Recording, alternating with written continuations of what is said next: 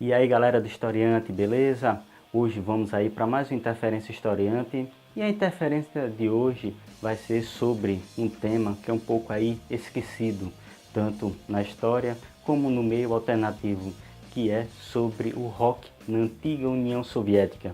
Isso mesmo, por trás aí da cortina de ferro existiu um submundo com bandas, cantores, com público que estava aí mesmo diante da censura comunista atrás do bom e velho rock and roll.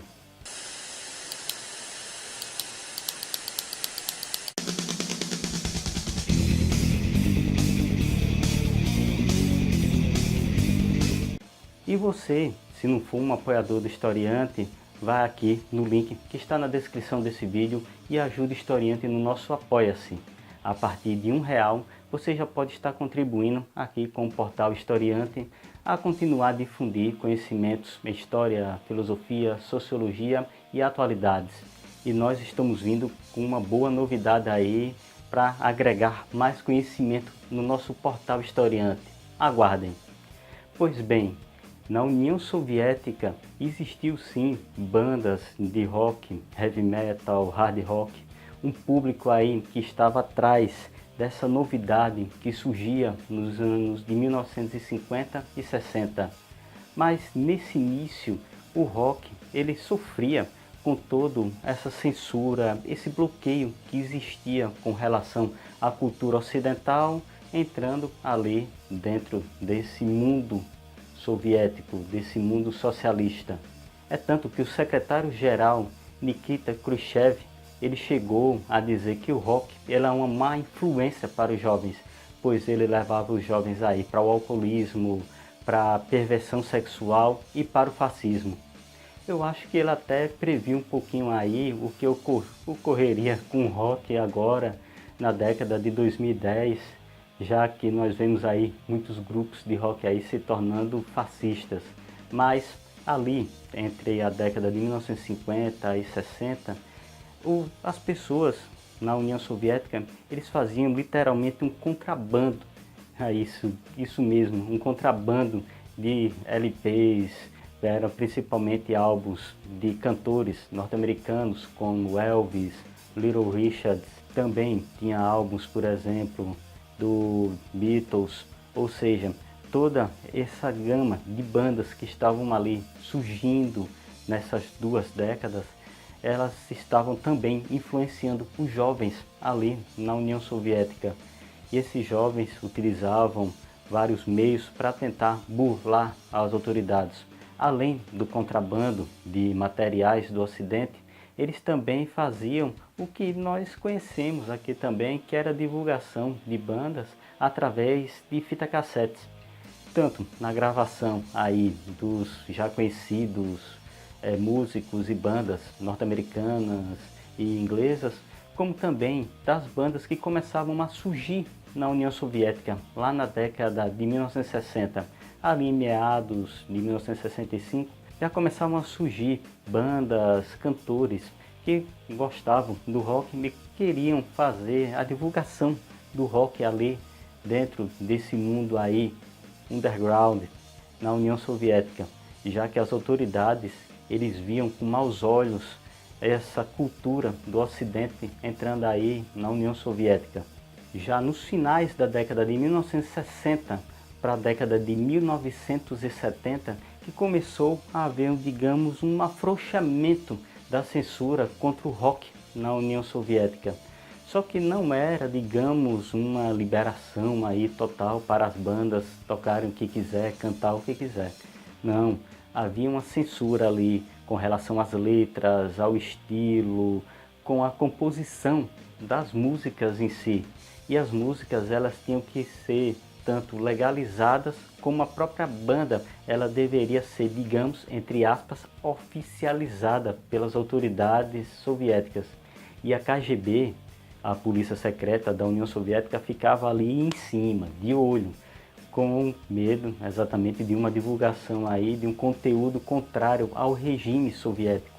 Mas, por incrível que pareça, esses músicos, essas bandas, elas não faziam nada, digamos, de subversivo contra o regime soviético. Eles não faziam nenhuma música aí de protesto contra o comunismo, o socialismo, ou então contra o governo da União Soviética. Eles faziam literalmente uma música aí para agradar os jovens. Uma música aí que contava, digamos, a história da vida deles, músicas que eram voltadas mais para a alegria, para a cultura, ou seja, nada aí, digamos, de subversivo ou de contracultura contra a União Soviética. E foi depois aí dessa autorização para essas bandas ali, já no final da década de 1960, início da década de 1970, é que começou a surgir várias bandas aí nesse cenário musical da União Soviética. Podemos citar como exemplo Uyala, Akivarium, Tisivet e músicos também bem renomados como Yuri Morozov. E esses grupos, essas bandas, eles conseguiam essa autorização para tocar ali dentro desse cenário restrito e bem censurado da União Soviética e conseguiam ali, por meio de divulgação através de fitas cassete, por exemplo, divulgar o seu som ali entre as pessoas que gostavam do bom e velho rock and roll.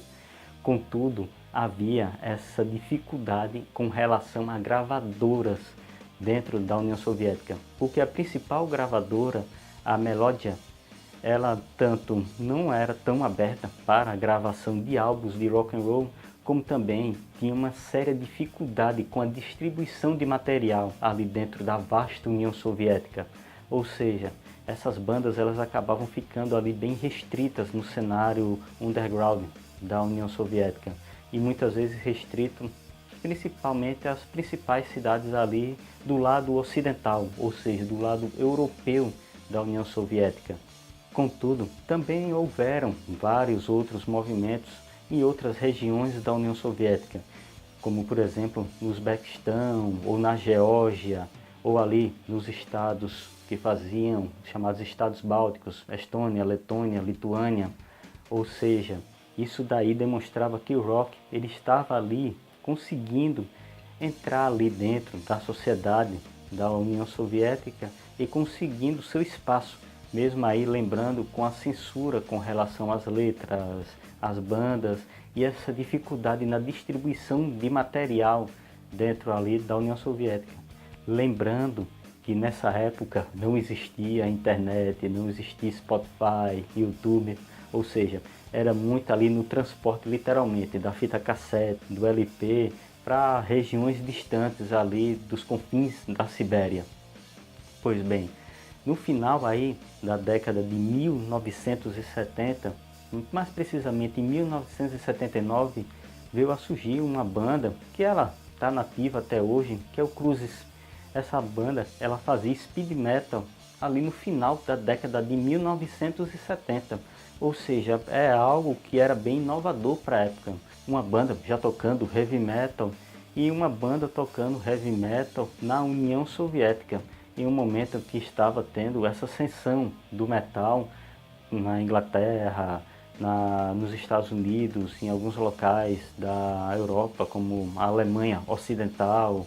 No Brasil também começava a ter alguns expoentes do heavy metal ali no início dos anos 80, ou seja, durante essa efervescência do heavy metal, ele também veio a surgir ali na União Soviética.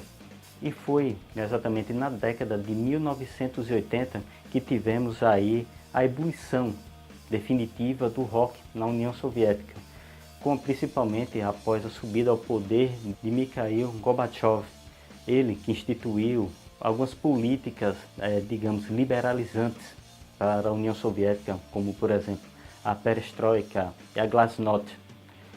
E com essas políticas liberalizantes, as bandas de rock também tiveram um maior acesso tanto a conseguir gravar seus álbuns como na distribuição do seu material.